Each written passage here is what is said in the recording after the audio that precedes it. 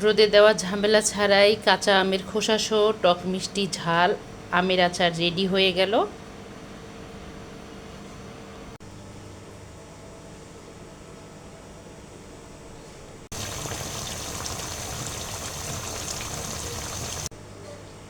আসসালামু আলাইকুম সবাইকে। আপনারা সবাই কেমন আছেন? আশা করি ভালো আছেন। আমরা আল্লাহর রহমতে ভালো আছি। তো আজকে আমি বানাবো কাঁচা আমের খোসাসহ একদম অল্প সময়ের মধ্যে মজাদার টক মিষ্টি ঝাল একটা আচার। তো সেটা আপনাদের সঙ্গে শেয়ার করব। এখানে আমি 2 কেজির মতো আম নিয়েছি, কাঁচা আম। তো আমগুলো আমি অফ ক্যামেরায় খুব সুন্দর করে একদম পরিষ্কার করে ধুয়ে নিয়েছি। নিয়ে আমি এখানে আধা ঘন্টা আগে একটা ইয়ার মধ্যে রেখে দিয়েছি, ঝুড়ির মধ্যে, যেন পানিটা ঝরে যায়, আমটা শুকায় যায়, আমের গায়ে যেন কোনো পানি না থাকে। তো আমটা অলরেডি শুকায় গেছে। আমি এখন খুব সুন্দর করে এগুলোকে পিস পিস করে নেব। নিয়ে অল্প সময়ের মধ্যে আমি একদম খোসাসহ টক মিষ্টি ঝাল একটা আচার বানাবো। তো এই তো বন্ধুরা, দেখতে থাকুন। আমি এখন আমগুলো পিস পিস করে নেব। আমগুলো কাটা শেষ। আমগুলো আমি এভাবে পিস করে নিয়েছি। আপনারা চাইলে আপনাদের পছন্দ মতো পিস করে নিতে পারেন। তো অলরেডি সবগুলো আম কেটে ফেলেছি। এখন আমি আচারটা তৈরি করব। এতে আমি সরিষার তেল দিয়ে দিচ্ছি পরিমাণ মতো।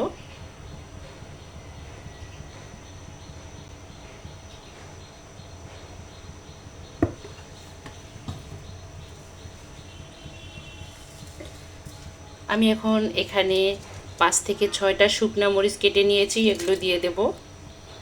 বড় সাইজের একটা নতুন রসুন থেতো করে নিয়েছি, মানে আধ ভাঙা করে নিয়েছি, এটা দিয়ে দিচ্ছি। কারণ যে কোনো আচারে রসুনটা দিলে ফ্লেভারটা খুব সুন্দর আসে।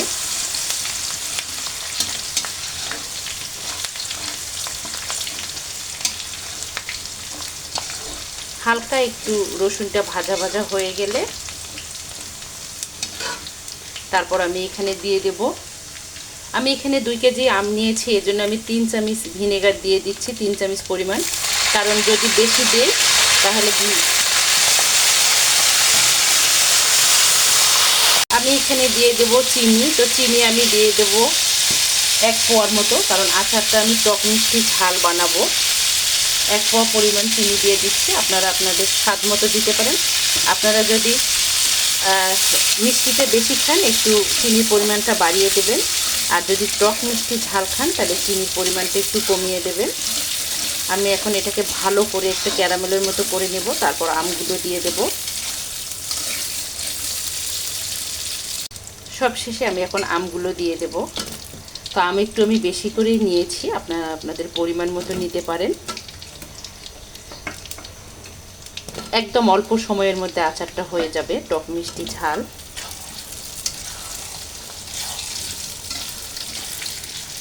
একে একে আমি সব আম দিয়ে দেব।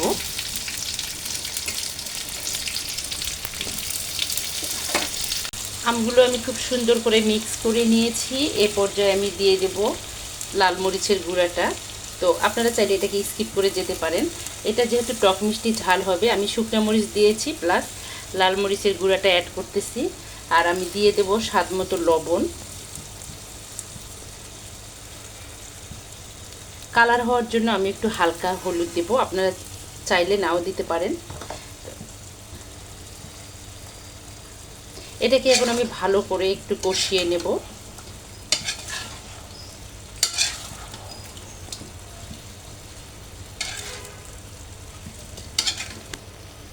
আমি দিয়ে দেব পাঁচফোড়নের গুঁড়া আর চাট মশলা একসঙ্গে নিয়েছিলাম, সেটা দিয়ে দিলাম। এখানে আমি চাট মশলা আর পাঁচফোড়নের গুঁড়াটা একসঙ্গে একদম করে নিয়েছি, ব্লেন্ডারে গুঁড়া করে নিয়েছি, এটা দিয়েছি আমি। তো এটাকে এখন আমি ভালো করে একটু 10 মিনিটের মতো কষিয়ে নেব। তারপর আমি নামিয়ে নেব। খুব অল্প সময়ের মধ্যে একদম লোভনীয় খোসাসহ আম, কাঁচা আম, মানে খোসাসহ কাঁচা আমের আচার রেডি হয়ে যাবে। আর রোদে দেওয়ার ঝামেলা থাকবে না।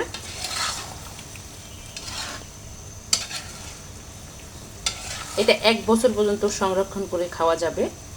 আমি এখন এটাকে ভালো করে একটু কষিয়ে নেব। শিরাটা টেনে নিলে তারপর আমি আচারটাকে নামিয়ে নেব।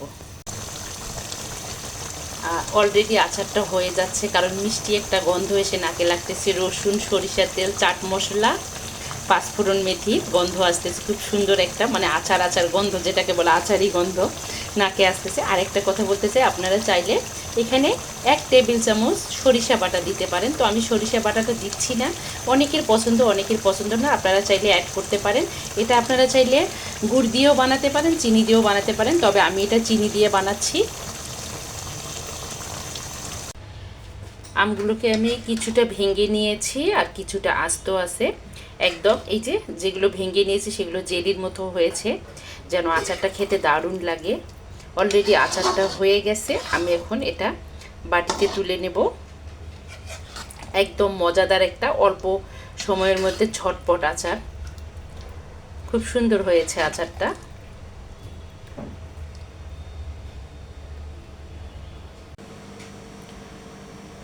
এই তো রেডি হয়ে গেল কাঁচা আমের খোসা সহ লোভনীয় স্বাদের আচার, টক মিষ্টি ঝাল। আচারটা দেখতে যেমন লোভনীয় হয়েছে, খেতেও দারুণ হয়েছে। তো আমার এই আচার বানানোটা কেমন হয়েছে আপনারা কমেন্টে জানাবেন। আর যদি আচার বানানোর রেসিপিটা ভালো লেগে থাকে আমার চ্যানেলটাকে সাবস্ক্রাইব করবেন, লাইক কমেন্ট শেয়ার করবেন, অর্ণাস মমের সঙ্গে থাকবেন। আজকে এ পর্যন্ত, আল্লাহ হাফেজ, আসসালামু আলাইকুম।